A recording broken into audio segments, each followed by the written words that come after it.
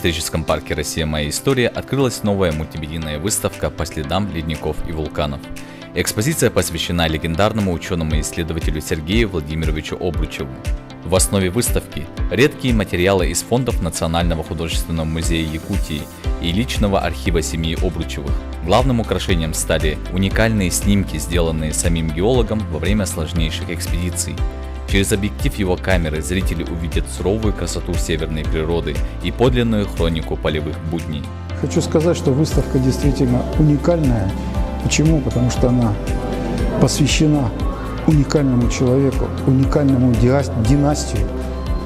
И, конечно, эти люди сделали огромный вклад в развитие мировой науки. Об этом здесь, если посмотреть и походить по выставке, мы видим, с чем связана золотоносность, кто первый ее открыл или дал предпосылки к развитию. Это, несомненно, то, что было сделано Сергеем Владимировичем в области геоморфологии, который первый начал дешифрировать рельеф. Особое место занимает раздел о знаменитой династии Обручевых, ученых, которые своими открытиями навсегда изменили географические и геологические карты Сибири.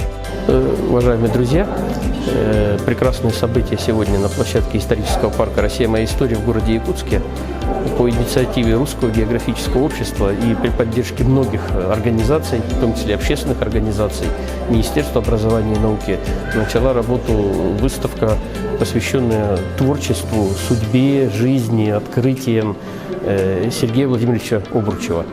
Да, мы не только отмечаем его 135-летие, но самое главное, отмечаем столетие его индигирской экспедиции. Экспедиции, которая впоследствии уже в 1926 году она состоялась, но в 1927-30 году уже за ней последовала Колымская экспедиция.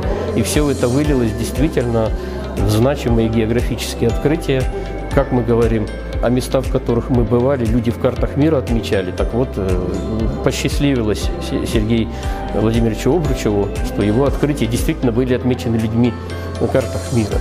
Благодарю организаторов и обращаюсь к педагогам, к учителям, педагогам дополнительного образования. Приходите сами, приводите сюда детей. Спасибо. Выставка ждет вас в историческом парке по адресу улица Уткина, дом 5. Не пропустите!